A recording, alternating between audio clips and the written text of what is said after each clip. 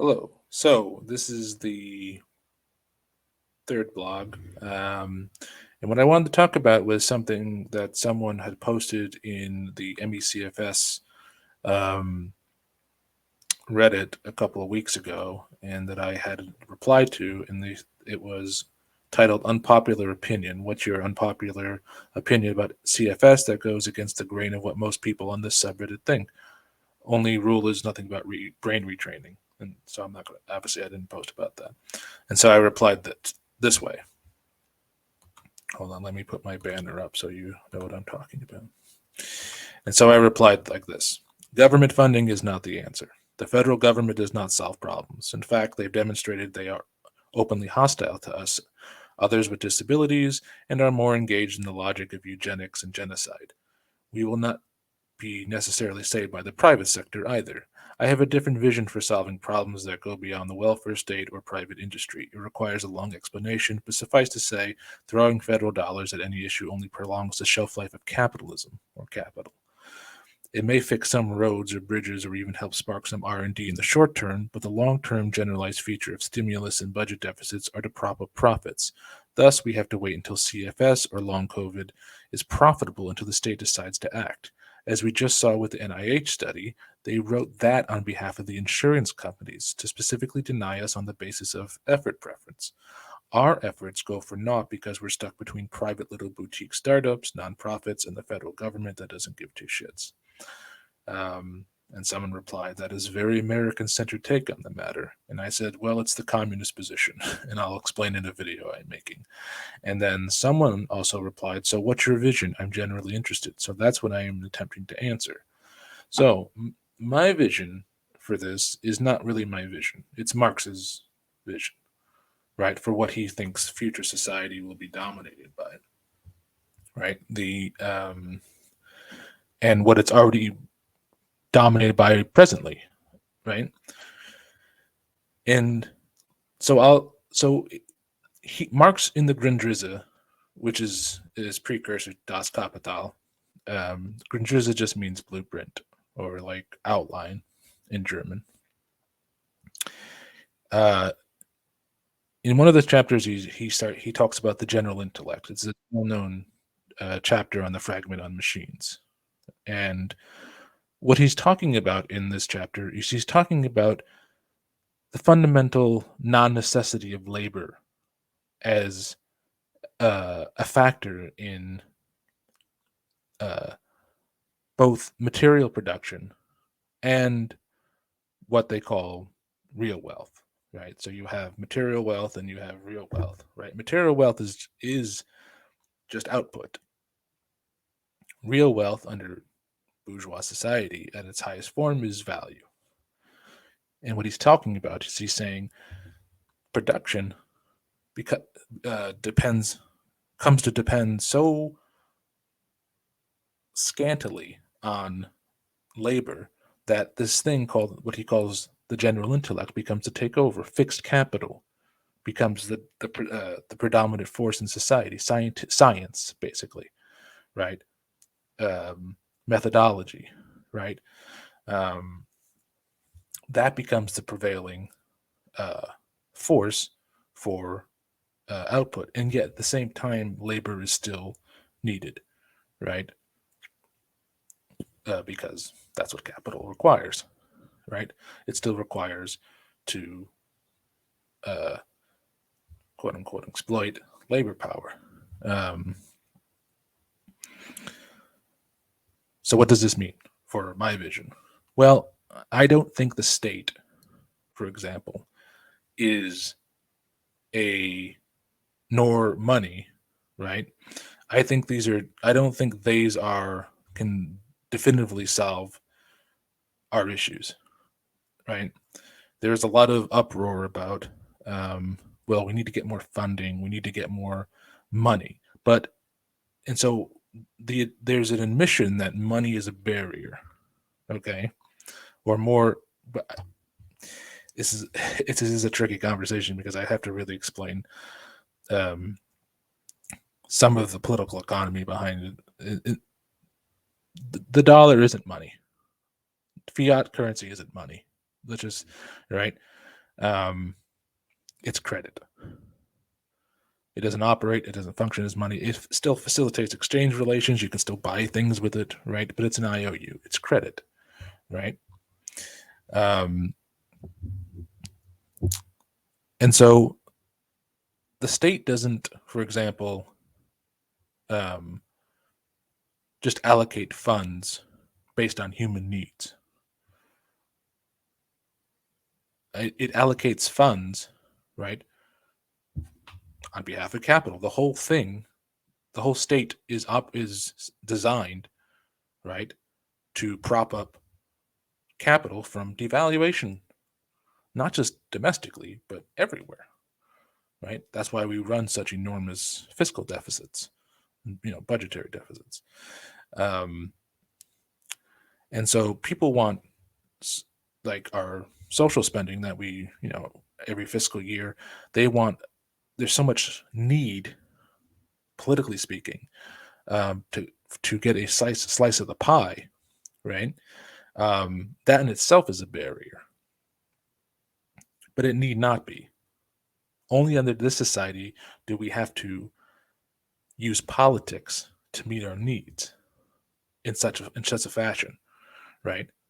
Where you take a particular interest and you raise it to this general interest, right? That society is supposed to now be concerned with, right? And that's politics. And you do that through the state, right? You do that through advocacy. You do that through all kinds of things. So you can get, presumably, funds for your cause, no matter what it is. It doesn't matter, right? And so the general intellect says something else. The general intellect says that we can solve problems not through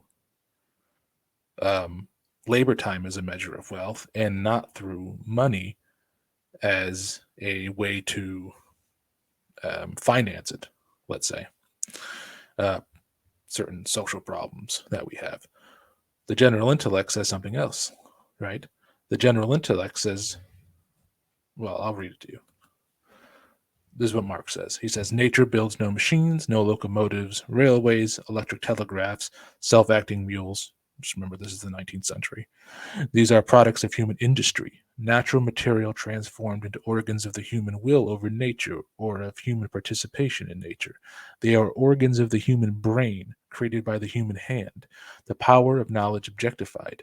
The development of fixed capital indicates to what degree general social knowledge has become a direct force of production, and to what degree, hence, the conditions of the process of social life itself have come under the control of the general intellect and been transformed in accordance with it. To what degree the powers of social production have been produced, not only in the form of knowledge, but also as in immediate organs of social practice, of the real life processes. So one, he's talking about how knowledge, right, moves from labor, which is a different social activity than thought, and as a different form of social organization than coming together and using our brains, and using our accumulated knowledge to solve a problem, right? And then he's talking about the power of knowledge objectified. Well, what is objectified knowledge? Human knowledge. Well, computers is one of them, right? Books could be, I guess, considered that, right? Anywhere where it's been accumulated and put into the form of an object, right? And then he's talking about the development of fixed capital, right? And again, he's talking about machines, automations, computers, microprocessing, et cetera, and so forth, right? Especially now, right? And then he's talking about it becoming its own form of social practice, right? Beyond what we know now of how to solve social issues, right? And we haven't gotten necessarily to that degree yet where it's been put into full force, because we're still shackled and bound by certain restrictions about and of the social relations that maintain the society. One of them being labor, right? Labor is very restrictive in this sense. So the general intellect is a force that exists right now, right? Um, but under different society, communism, right? It would allow, for example, for people from around the world to basically sort of come together in a sort of, I guess if you want to use a corollary to this, in a sort of open source fashion to solve problems, right? Social problems, right? Without having the barriers of money, trade agreements, like unilateral, bilateral trade agreements or something like that. Things like trade secrets, or you know, intellectual property that people have, or that companies have domain over, states have domain over. Um, those are all imminent barriers to solving social problems to this degree, right? Where it could become a functional social practice, where the world would become a giant ambient working functioning brain ostensibly, right? Rather than using social labor, we would be using, as Marx suggests, social knowledge in a generalized capacity, right? And so, do we have examples of this? Well, yes. We have the Manhattan Project, for example, right? Now, mind you, we have this um, uh, examples of it occurring just under this society, right? But it gives you an insight into what I'm talking about. The Manhattan Project, right, which took the best minds in quantum physics and explosives and, I don't know, detonation and all these other kinds of things and nuclear fission, and it took them from around the world and put them in Los Alamos, and said, we need to beat the Nazis in the race to build an atomic bomb. Okay. Now, there's no demand. There was no demand for that in the market. Okay. That is something that the government had to orchestrate. Right. Now, under a different society, where I don't feel there would be a state. There may be some sort of form of governance, obviously, but I wouldn't call it a state. A state is a very specific social category, and it's formed by very specific social relations, right, that are determining it, right? And it's not necessarily quote unquote society proper, right? It's the way Marx describes it is it sort of represents a false community, right? But anyways, that doesn't matter. What matters is that it's an example of the general intellect at work. What's another example? Well, you all lived through it, which was the creation of the vaccines, right? The creation of the vaccines took the best scientists from different parts of the world, right? All governments sort of suspended the fiction that we live under, that somehow organic chemistry or somehow immunology, or whatever the case may be, right, is regional, right? It was a global pandemic, right? And so what had to happen is that what we created a vaccine, right? We're using the if we're talking about the mRNA technology, that mRNA technology, right, is was predicated on 30 years of accumulated knowledge, right? And what they used to accelerate some of the processes of developing it was supercomputers, right? And that's all dead labor. Fixed, and that's what fixed capital is. The degree, right? The degree of fixed capital is asserting itself, right, as a force for solving a social problem. And what governments did during this time, between 2020 and 2021, is totally suspend bourgeois social relations just for this one thing, which was creating vaccines, right? It doesn't matter what your opinion is on it. It's just an example of it, right? Now, under different circumstances, we could have done the same thing without a government, right? You say, well, where are we going to get the money from? Well, in the society that I'm imagining, there is no money. There simply isn't. I mean, the fiat just disappears. There's no Bitcoin to supplant it or usurp it. Um, there's no labor vouchers, right? We're just using different forms of social organization and association and different, and it's predicated on different social relations that may arise and break down at various times to solve problems. But it won't be predicated on social labor, and it won't be predicated on the creation of money or under the pretenses that it has to be done for profit or or it has to first meet the needs of capital in order to accomplish this goal. It'll be directly for human needs. That's different than what people in the chronic illness community are familiar with. They're familiar only with trying to advocate to get more money from the government, right? And I think it's not that it's a terrible idea. It is not that this is a conservative or liberal issue. It's too fucking slow, right?